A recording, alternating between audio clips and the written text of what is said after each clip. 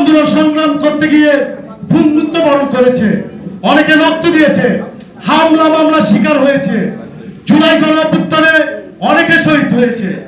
অতএব আমরা কিন্তু কি কাউকে ছাড় দিব না, না হয় আমরা আবারও এক জুলাই গণঅভ্যুত্থানে আবারও ডাক দিব।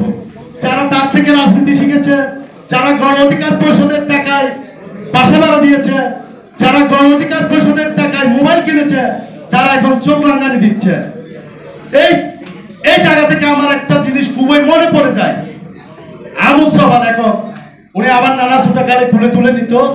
তো ওনার লেখা, ওনার ওই সময় আদরের কথা মনে নেই, কিন্তু ওনার লেখাটা আমার স্পষ্ট মনে পড়ে। সুরের বাচ্চার দাঁত গজালে নাকি আগে তার বাপের ফাঁসাই কামড় দিয়ে তার শক্ত হয়েছে কিনা তারা নাকি যাচাই করে।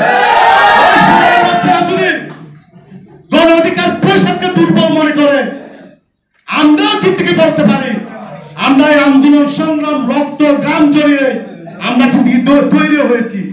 এই সিরুম থেকে কারো প্রেসক্রিপশনে, কারো টাকার বিনিময়ে, কারো পেট্রোলাইজে কিন্তু আমরা তৈরি হইনি, আমরা ধীরে ধীরে তৈরি হয়েছি।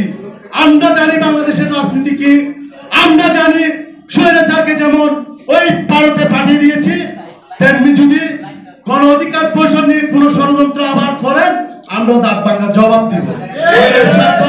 আমরা প্রবাসী অধিকার পরিষদ নিয়ে অনেক প্রোগ্রাম করেছি। প্রবাসী অধিকার পরিষদ দীর্ঘ সময় আন্দোলন সংগ্রাম করে যাচ্ছে বিভিন্ন দাবি দেওয়ার দাবিতে।